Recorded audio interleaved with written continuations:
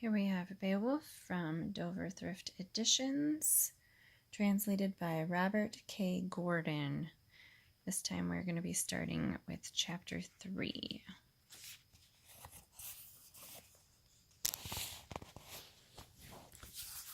He went then, when night fell, to visit the high house, to see how the Ring-Danes had disposed themselves in it after the beer banquet.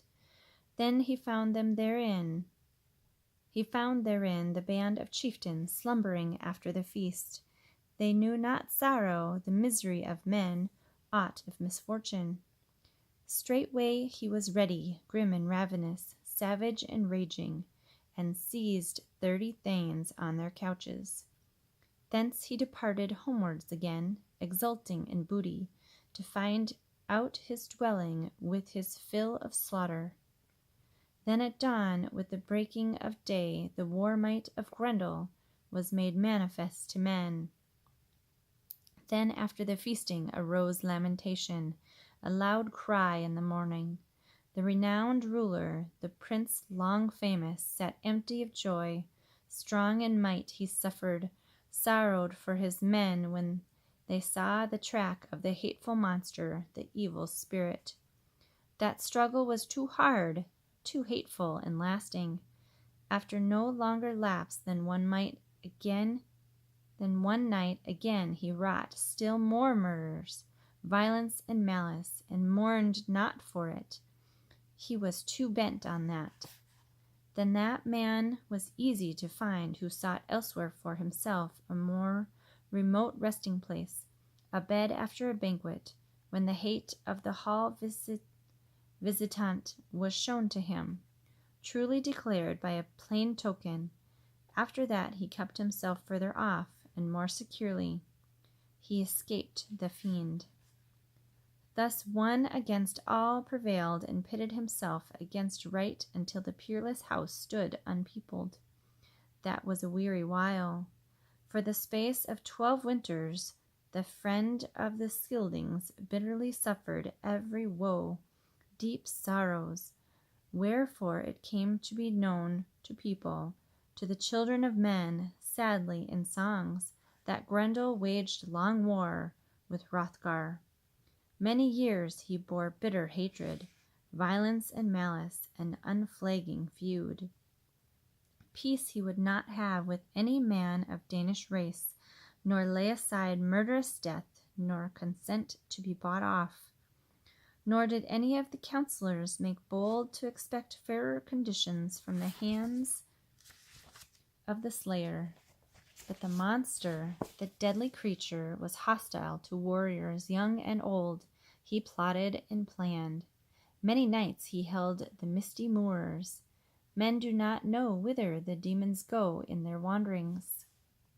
Thus the foe of men, the dread lone visitant, oftentimes wrought many works of malice, sore injuries. In the dark nights he dwelt in Heorot, the treasure-decked hall.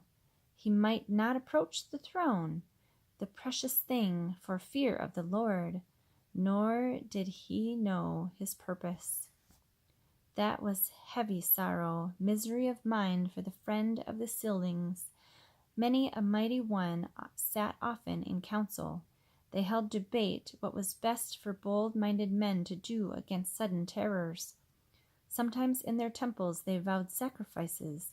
They petitioned with prayers that the slayer of souls should secure them for the people's distress. Such was their wont, the hope of the heathen. Their thoughts turned to hell. They knew not the Lord, the judge of deeds. They risked not the Lord God, nor in truth could they praise the protector of the heavens, the ruler of glory. Woe it for him who must needs send forth his soul in unholiness and fear into the embrace of the fire, hope for no solace, suffer no change. Well is it for him who may after the day of death seek the Lord, and crave shelter in the Father's embrace. That's the end of chapter 3. We'll start chapter 4. Thus the son of Healfdene was ever troubled with care, Nor could the sage hero sweep aside his sorrow. That struggle was too hard, too hateful and lasting, which fell on the people. Fierce, hostile oppression, greatest of night woes. Hygelac Thane, a violent man among the Geats, heard of that at home, of the deeds of Grendel. He was the greatest in might among men at the time, noble and powerful. He bade a good ship be built for him. He said that he was set on seeking the warlike king, the famous prince over the Swan Road, since he had need of men. No whit did wise men blame him for the venture, though he was dear to them. They urged on the staunch-minded man, they watched the omens. The valiant man had chosen warriors of the men of the Geats, the boldest he could find. With 14 others he sought the ship. A man cunning in knowledge of the sea led them to the shore. Time passed on, the ship was on the waves, the boat beneath the cliff. The warriors eagerly embarked. The currents turned the sea against the sand. Men bore bright ornaments, splendid war trappings, to the bosom of the ship. The men, the heroes on their willing venture, shoved out the well-timbered ship. The foamy-necked floater like a bird went then over the wave-filled sea, spread by the wind, till after due time on the next day the boat with twisted prow had gone so far that the voyagers saw land, the sea-cliffs shining, the steep headlands, the broad sea capes. Then the sea was traversed, the journey at an end. The men of the Weders mounted thence quickly to the land. They made fast the ship. The armor rattled, the garments of battle. They thanked God that the sea voyage had been easy for them. Then the watchmen of the Scyldings, whose duty was to guard the sea cliffs, saw from the height bright shields and battle equipment ready for use borne over the gangway. A desire to know who the men were pressed on his thoughts. The Thane of Hrothgar went to the shore, riding his steed. Mightily he brandished his spear in his hands, spoke forth a question. What warriors are ye, clad in corslets, who have come thus bringing the high ship over the way of waters, hither over the floods? Lo, for a time I have been guardian of our coasts. I have kept watch by the sea, lest any enemies should make ravage with their sea riders on the land of the Danes. No shield-bearing warriors have volunteered here more openly, nor do ye know at all that ye have the permission of warriors, the consent of kinsmen.